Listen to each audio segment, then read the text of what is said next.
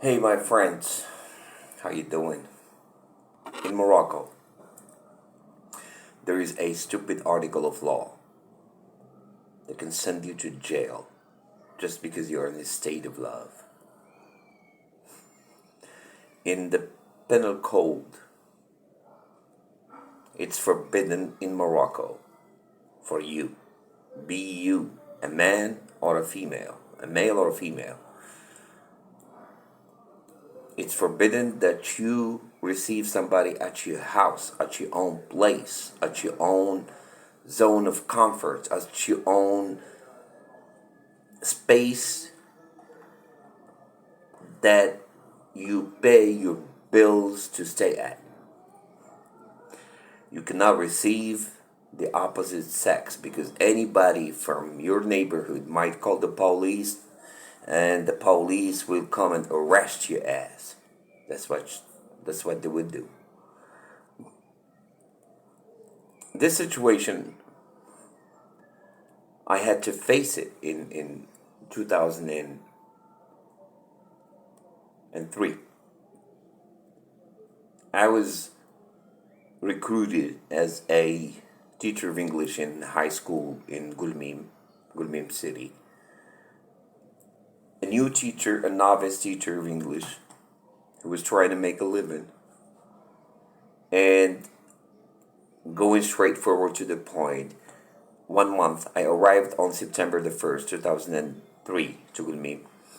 And in October, after 1 month, when I settled down and I got to know the city and I got to know people and I was hanging around people who were with me at the training period in l'École Normale Supérieure in Rabat, and there were many people there who were recruited and appointed to the same place. So we hanged out around each other, and by October, I had a house. I rented it with three other teachers, novice teachers. Those details are not important because I got involved into a love affair, into a relationship with the woman who would become my wife the following year. I don't need to talk about her because she was like the love of my life by the time, and then we decided to get married, and but the problem was with this article of law because in the beginning, like by the first chapters of our story, during the first chapters of our story, we needed a place to meet because it's Gulmim City. You cannot meet a girl. You cannot meet your woman in a cafe in a public place because people will be like it's a small city and everybody will be talking, and then of course here the reputation of the female is at risk. And that's one point that would make lovers there, in not only there but in all small cities, that was an obligation for everybody to meet under the tables to play the hide and seek game with authorities, with society, with whatever, and that is bullshit.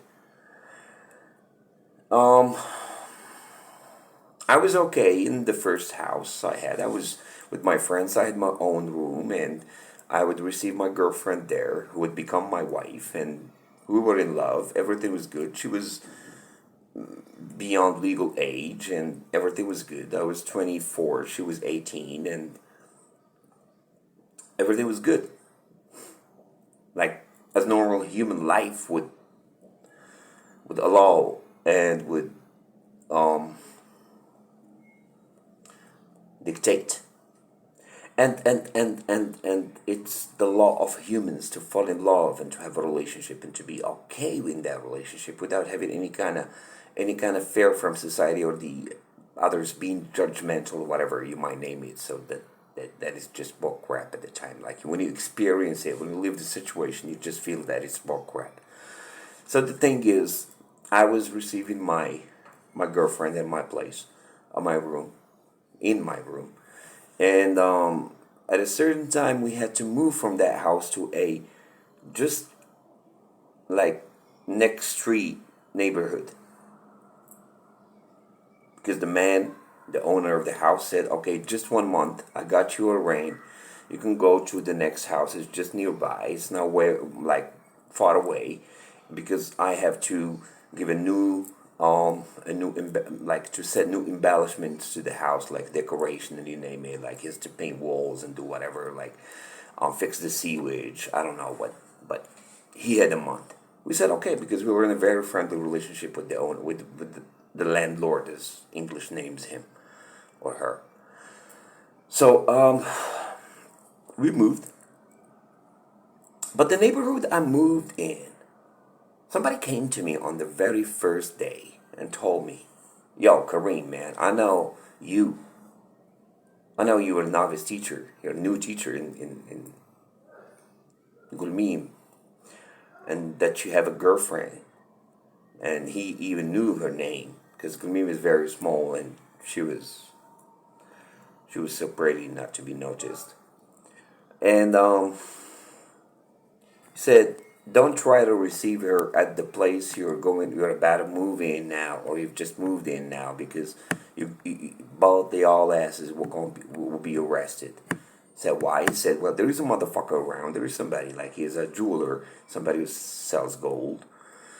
And his lonely job is to sit in the balcony that is facing all the street, and when any single man would receive their girlfriend, whatever, he would call the police, and then these people would be arrested. And by the way, this house in which you are, there were 3 cases of arrest there.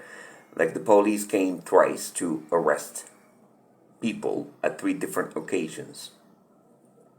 I was like, okay, fine. Then I should not receive my girlfriend in here. Say, yeah, better for you. Better than losing your job or going, like there is, I don't know, it's a scandal. It would be a scandal. I called my girlfriend. I told her what I had heard. And then I was thinking about a plan, how to fight this whole bull crap, like just to screw the whole shit out of this motherfucker who would just report people for no reasonable reasons, because 2 adults, like having a relationship, not disturbing anybody, not causing harm to anyone. Why would you go to jail just because, I don't know, it's adultery shit? Like you arrest Satan, who is in the middle, who is the third party of the whole thing. Man, why don't you do that if you keep, even though I don't want to go into the fact that this stupid article of law is no part of the repertoire of ethics that it's supposed to come from, which is Islam. Islam doesn't say arrest people, when Islam sophisticated it more. It's a convoluted situation. You have to pass a string between the 2 people while they are naked, and there are gotta be 4 witnesses and whatever. So it has nothing. This article of law in Morocco has nothing to do with Islam, with whatever people might be defending. So the thing is, I had to find a way to receive my girlfriend, who would be my wife. Don't forget that, because I loved her, without any risk of being prosecuted and persecuted.